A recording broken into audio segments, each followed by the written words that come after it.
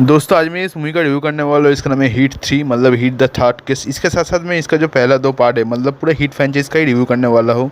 तो heat franchise इसका कुछ ऐसा है कि तीनों पार्ट निकला है। पहले पार्ट में हीरो था विजू अक्सन, दूसरे पार्ट में हीरो था आदि विशेष और तीसरे पार्ट में नेचुरल स्टार नानी। और तीनों ही पार्ट को डायरेक्ट किया है शैलेश कोलारू ने। बात करें कास्ट के बारे में, इस पार्ट में कास्ट में है नानी, श्रीनिधि शेट्टी, कोमली प्रसाद, राव रामेश, सूर्या श्रीनिवास और भी बहुत सारे कैरेक्टर है। और एज ए विलन है प्रतीक बब्बर। सच कहूँ तो पहला जो दो पार्ट था हीट फर्स्ट के और हीट सेकंड के मतलब हीट 1 और हीट 2, वो दो पार्ट मुझे मज़ा आया था, मतलब अच्छा खासा लगा था। फ्लॉस है, बहुत सारे फ्लॉस है और एक मास्टरपीस भी नहीं है, लेकिन जो होता है एंगेजिंग, एंटरटेनिंग, मज़ा देने वाला, तो यहाँ पे मुझे मज़ा लगा था काफ़ी, मतलब एक एंटरटेनिंग लगा था। लेकिन थर्ड पार्ट में जो केस हुआ है, थर्ड पार्ट इस सीरीज़ का, इस फ्रेंचाइज का एक वीकेस्ट फिल्म बन के रहेगा। जी हाँ, आप लोग ये सोचते हैं कि नानी तो ऐसा स्क्रिप्ट सिलेक्ट नहीं करते जो कि खराब हो, और नानी का फिल्म बुरा, मतलब ये कैसे हो सकता है। तो मैं सच कहूँ तो इस फिल्म में बुरा, मैं मेकर्स का भी उतना ज़्यादा दोष नहीं देना चाहूँगा, क्योंकि इस फिल्म में जो बुरा है, मतलब एक चीज़ होता है कि मूवी ये जानबूझ के बनाया गया है कि ये मूवी ख़राब होगा, बस स्टार है इसलिए बनाया गया है। और कुछ मूवी ऐसा होता है कि बनाया गया है एक अच्छे इंटेंशन से ही, लेकिन वो बुरा हो जाता है। तो ये मूवी उसी टाइप का मूवी है, क्योंकि मूवी का फर्स्ट हाफ जो था काफ़ी एंगेजिंग था। प्लस फर्स्ट हाफ में भी बहुत सारे जगह में था, लेकिन फिर भी फर्स्ट हाफ एंगेजिंग था, एंटरटेनिंग था।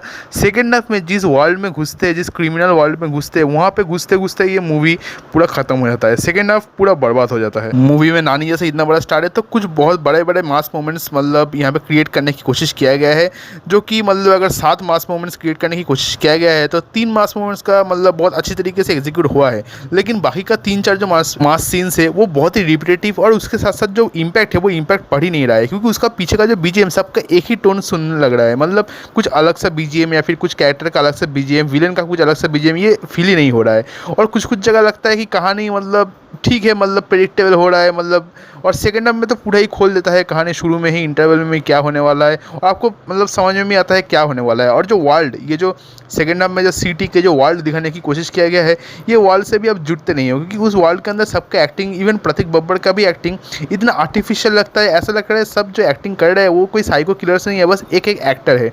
तो वो वर्ल्ड में आप इन्वेस्ट नहीं होते हो, वो वर्ल्ड आपको एंगेज ही नहीं करता है। बहुत सारे एक्शन सीन्स ऐसे थे जो जिसके ऊपर ये फोकस है कि बोल रहे थे कि वायलेंट, बहुत ही वायलेंट होगा, गोड होगा। तो एक्शन सीन्स, सब एक्शन सीन्स कमाल के हैं। लेकिन यहाँ पे मैं एक चीज़ बोलना चाहूँगा, कैमरा वर्क बहुत ही पुअर है। इसका मतलब ये नहीं कि कैमरा वर्क बहुत ही मतलब घटिया है, कैमरा वर्क बहुत ही मतलब एक नया तरीके से प्रेजेंट करने की कोशिश किया गया है। लेकिन कैमरा इतना मूव होता है, इतना आपको एक डिजी फील आएगा कि आपको अब एक भी एक्शन सीन ठीक से मतलब एक्सपीरियंस नहीं कर पाओगे। एक दो एक्शन सीन्स काफ़ी अच्छी तरीके से एग्जीक्यूट होता है, वो देख कर आपको मज़ा आ जाएगा। लेकिन बाकी का जो एक्शन सीन्स है वो आपको लगेगा कि मज़ा नहीं आ रहा है। लेकिन उस एक्शन सीन्स में हर एक एक्टर जो है अपना पूरा 100% दिया है, 100% एफर्ट दिया है। वीएफएक्स टीम, सीजीआई टीम, मेरे इवन एक्शन कोरियोग्राफी भी कमाल का है। लेकिन कैमरा वर्क बहुत ही बुरा है। कहानी बहुत ही सिंपल और सरल है, वो पार्ट 1 और पार्ट 2 का भी था, लेकिन यहाँ पे कहानी और भी ज़्यादा सिंपल और सरल है। और कहानी में ऐसे आपको लगेगा कि कुछ टाइम में थोड़ा ज़्यादा खींचा हो रहा है। मतलब ये मूवी इजीली 30 से 35 मिनट्स तो ट्रिम हो ही सकता था। एक मतलब रोमांटिक ट्रैक है, उसका मुझे कोई ज़रूरत लगा नहीं, मतलब वो होता भी तो क्या होता, ना होता भी तो क्या होता, तो मुझे कुछ ज़रूरत लगा नहीं। और लास्ट में जब मतलब वो जो सेकेंड हाफ में बोला, वो बहुत खींचा गया है। मतलब 20-30 मिनट तो ईजिली ट्रिम हो सकता था। उस चीज़ से जो है मूवी का जो क्वालिटी है और भी डाउन हो जाता है।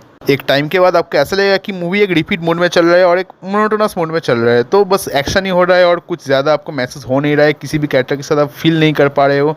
तो ओवरऑल ये एक बहुत ही मतलब बिलो एवरेज प्रोडक्ट बन के रह चुका है, जो कि मैं नानी से एक्सपेक्ट नहीं कर रहा था। एंडिंग में मतलब क्लाइमैक्स में आपको सरप्राइज़ मिलेगा, जिसका कैमियो है उससे हीट 4 का जो है लीड आपको मिलेगा। तो वो चीज़ है, मतलब एक यूनिवर्स अभी हो रहा है। तो ओवरऑल क्या बोलूँ, मुझे ये फिल्म बहुत ही बिलो एवरेज लगा। मतलब नानी का लास्ट 5-6 फिल्म अगर आप देखें तो इनमें से सबसे वीकेस्ट शायद यही था। तो बहुत ही बिलो एवरेज फिल्म था। अगर अभी मूवी देख चुके हो तो आप बताइए आपको मूवी कैसा लगा। तब तक के लिए गुड बाय, टेक केयर, मिलते हैं अगले, गुड बाय।